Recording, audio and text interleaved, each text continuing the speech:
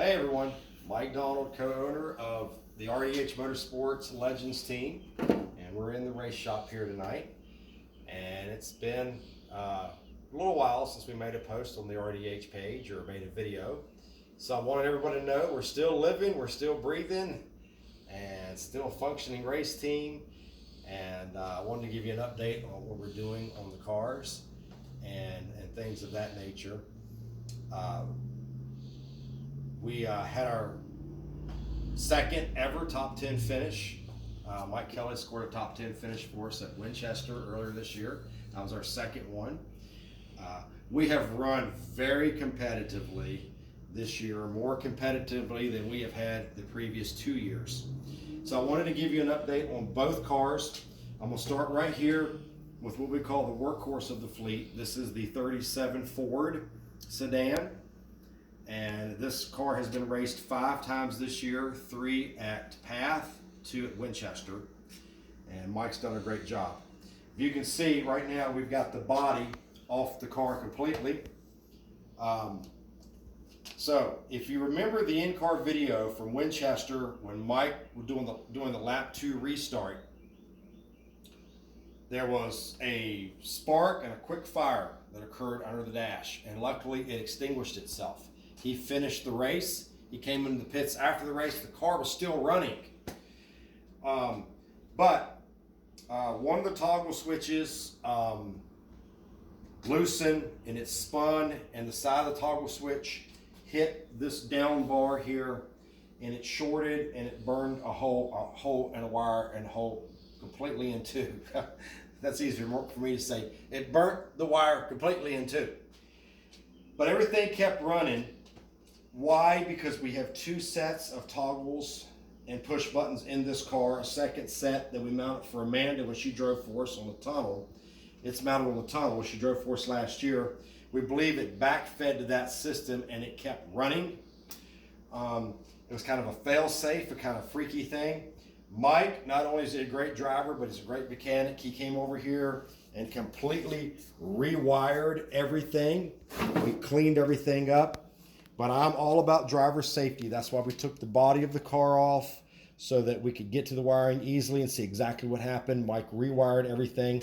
We moved the toggle switch over one spot, so in case it ever loosened again, it wouldn't make contact with this bar. That was rewired.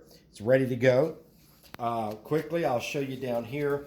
I've got the wheelwood brake calipers off both sides of the front of the car here. I took the one set up to Justin Cunningham, our friend, or actually down in Fallen Waters, and he was showing me how he does his general maintenance on his wheelwood calipers. So I took the other wheelwood caliper off. It's over there on the workbench. I'm doing some maintenance on that.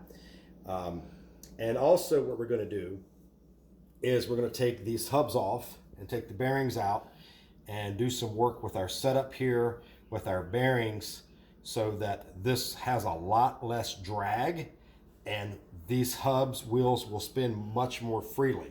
So we're in the process of that. We put new springs on the front of the car. We've done a lot of things to this car.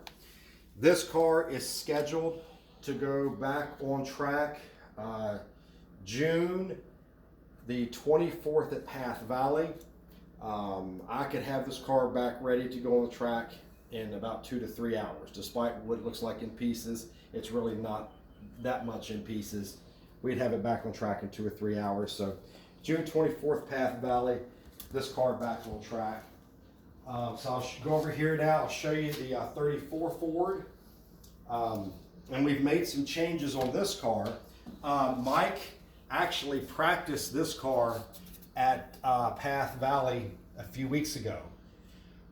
We went in, we made some changes to the setup, and we went out there, and this car performed phenomenally. Probably the best I've seen it perform since we've owned it. We changed some stuff on the setup. The prior owner of this car had the bearings set where there was a lot less drag. Well, we went one step beyond that. I'm not going to tell you what all we did, but this thing now spins even more freely at the front, and we're going to make the car behind Beth, the 37 Ford, with that work match the front end of this car with almost no drag. And We did some other setup changes as far as squaring the rear end, wheelbase, things of that nature. Did some work on some oil lines. This car is set to go to Natural Bridge June 17th. And then again, August the 1st at Lincoln. The 37 Ford, June 24th at Pass. So we got 3 races scheduled in a row. I wanted to show you, now we got these decals on both cars, but I wanted to show you.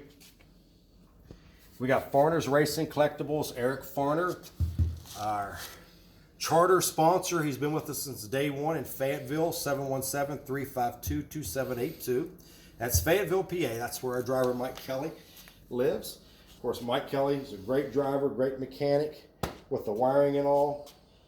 We got the Sponseller family here. Phil Sponseller and his family right there. I remember I did some spotting for Quincy Sponseller in the Super Cup Stock Car Series. And in honor on both cars, J.D. McDuffie and DJ Troutman. Both cars, we got brand new seat belts in, and I'll get Beth to show you this new seat that we mounted, and Devin Beidel up in Newville powder coated this seat for us. And we're making this not so much a show car anymore, but a race car. Again, I believe you should have race cars that you take to shows. That's how I believe it. I think Beth agrees with me. So that's it. That's what we're doing. We're off for a couple weeks, but we'll be back in action soon. And I think that's it. And check us out on RDH Motorsports. Thank you for your support. Have a great night.